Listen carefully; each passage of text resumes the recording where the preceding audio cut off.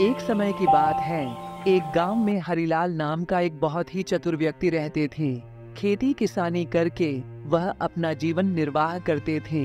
जाति से वह ब्राह्मण थे और साथ ही बहुत ही तेज बुद्धि के स्वामी थे।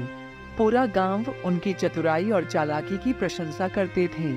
हरिलाल का एक परम मित्र था रोहित मिश्रा जी। पैसे से एक पंडित थे और पंडिताइन करके अपनी दाल रोटी चला रहे थे। एक बार हरिलाल और उनके परम मित्र रोहित मिश्रा बातें कर रहे थे। हरि, इन दिनों तुम्हारी बहुत चर्चा है। तुम्हारे करतूत सुन सुनकर आश्चर्य होता है। तुम इतनी बुद्धि कहाँ से लाते हो और कैसे तुम हर परिस्थिति पर काबू कर लेते हो? मिश्रा जी, हम ब्राह्मण कुल में जन्म है। बुद्धि तो हमारा पूछते नहीं गुण है। हमें जन्मजात चतुराई मिलती है। परिस्थितियों को पढ़कर उसके अनुसार ही बुद्धि का प्रयोग करना, यही तो हमारी विशेषता है। इसे ही संसार में बमन पेच कहते हैं। कौन सा पेच? बमन पेच दुनिया में एक यही पेच है जो कस जाए तो सरलता से खुलता नहीं है। कमाल है, हम भी इसी कुल में जन्मे हैं और कई वर्षों से पंडिताई कर रहे हैं, फिर भी हमें इस पेच की महिमा नहीं पता। महिमा तो पता होगी और आप प्रयोग भी करते होंगे, लेकिन धर्म और आस्था के आश्रय में हम बुद्धि और चतुराई के साथ करते हैं। अच्छा, ये तो बताओ कि यह बामन पेच किसी ब्राह्मण पर काम करेगा?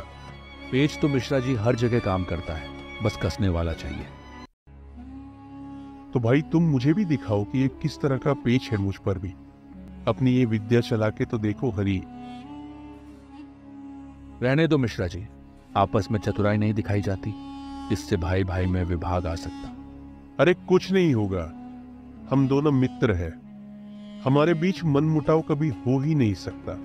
ये तो बस सीखने के लिए कह रहा हूं। छोड़ो इस बात को, कोई और बात करो। नहीं भाई, ये बमन पेच तो तुम्हें दिखाना ही होगा। मैं भी तो बामन हूं, हो सकता है ये पेच में भी जानता, बस प्रयोग ना कर पाता हो, क्या पता मैं तुम्हारे इस पेच को काट ही दूं। फिलहाल इस बात को खत्म करो और कुछ खाने के लिए मंगवा। मिठाई चलेगा? चलेगी नहीं दौड़ेगा, मंगवा तो सही। मिश्रा जी अंदर से थाली में मिठाई भरकर ले आए और फिर दोनों ने जमकर मिठाई खाई। इस बात को कई हफ्ते बीत गए। मिश्रा जी तो बिल्कुल भूल ही गए थे। श्राद्ध पक्ष चल रहा था तो समय ही कहाँ था। दिन में पिंड दान कराने जाते और गठरी बांधकर शाम तक वापसी लौटते। कमाई का समय था तो कोई और बात कहाँ याद रह जाती है। मगर हरिलाल जी नहीं भूले थे उन्हें। मिश्रा जी को बामन पेच दिखाने की उत्कंठा ही चली थी।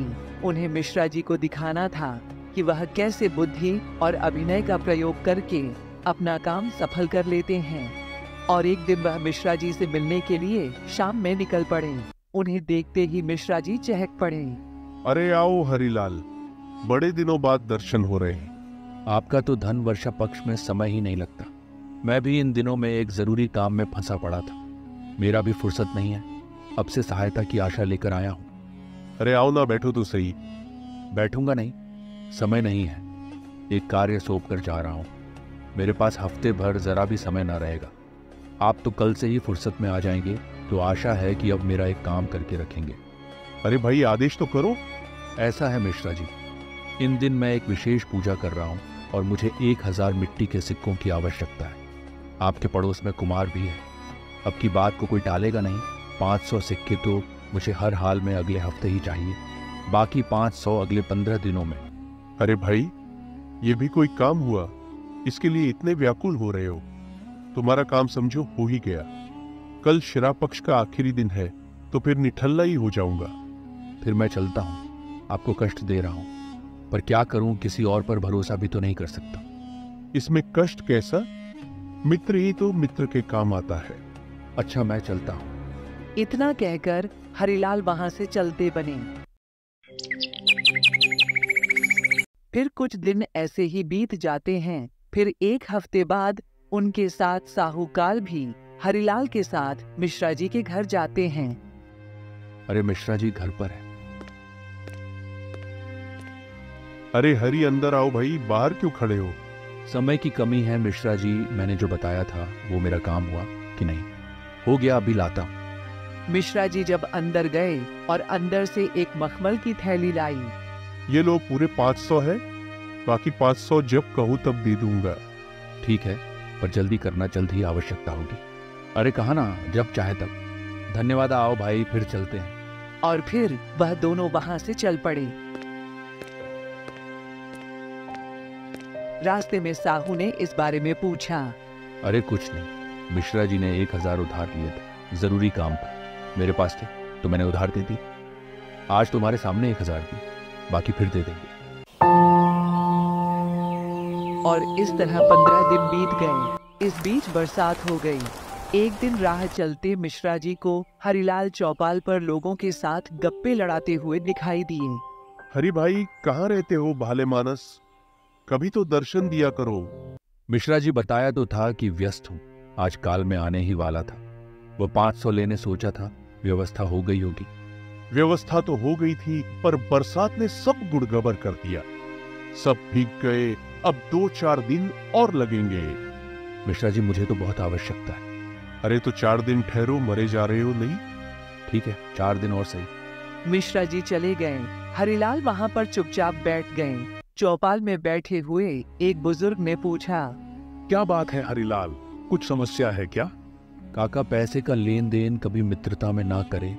मिश्रा जी ने 1000 लिए थे, महीना होने वाला है।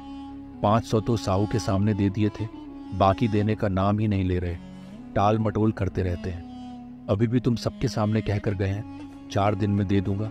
देखता हूँ, 4 दिन और मित्र हैं, ज्यादा तो कह भी नहीं सकते। यही तो उधर प्रेम की कच्ची है।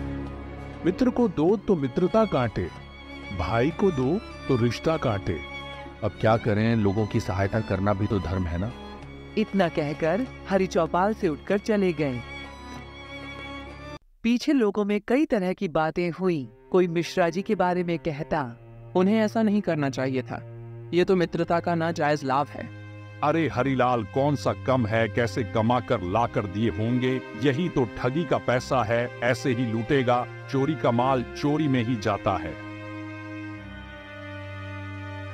फिर कुछ दिन ऐसे ही बीत जाते हैं। एक दिन मिश्रा जी अपने द्वार पर सुबह सुबह बैठे थे कि चौरा पर नाई आ पहुंचा।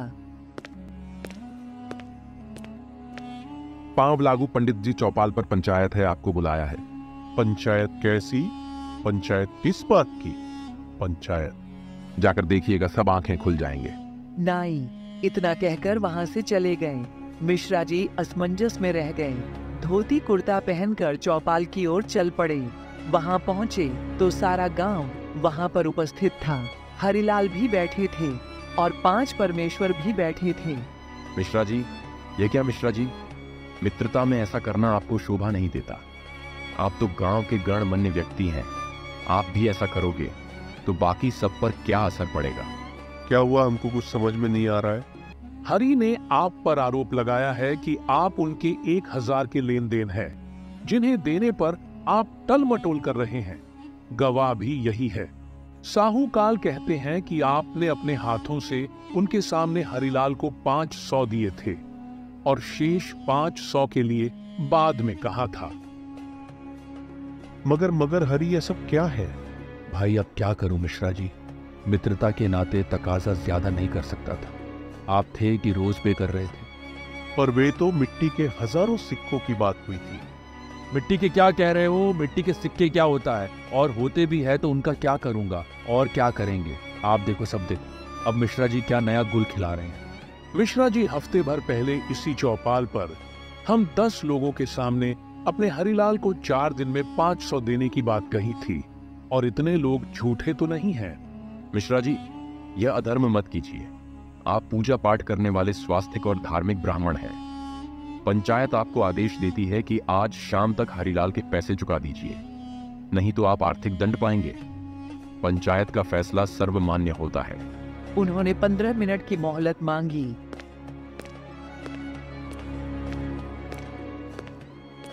और घर से लाकर 500 हरिलाल को गिनकर दे दिया। गांव भर में इस पक्की मित्रता को टूट जाने पर चर्चा होने लगी। कुछ लोग दुखी थे तो कुछ लोग खुश भी थे। मिश्रा जी के पास दोनों तरह के लोग पहुंचते और हरिलाल का जिक्र छेड़ देते।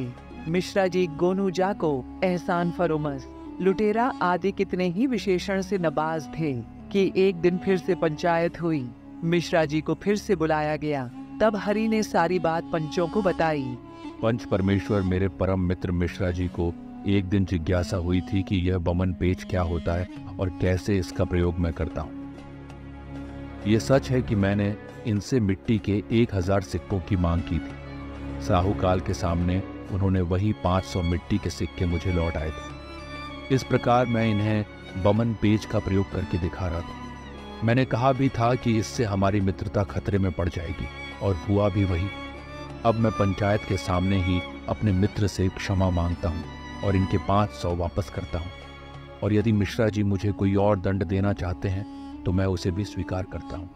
मिश्रा जी हक्के पक्के रह गए तो हरिलाल ने उन्हें बामन पेज का नमूना दिखाया था। मिश्रा जी, पंचायत के सामने आप सब कुछ साफ हो चुका है, आपकी क्या राय है? इसमें राय कैसी, मुझे बमन पेच देखना था, मैंने देख लिया। अब पंच को 2 बार कष्ट हुआ, उसके लिए हम दोनों मित्र क्षमा प्रार्थी हैं। मिश्रा जी, कुछ सीखा भी कि सिर्फ देखा ही देखा? सीख लिया भैया, सही समय पर झूठ बोलकर उसके सही साक्षी पैदा करना, यही तो बमन पेच है। पर यह मित्रता पर आजमाने की चीज नहीं है। ऐसे ही मजेदार कहानियाँ देखने के लिए हमारे चैनल मिस्टर टोनी बुल को सब्सक्राइब करें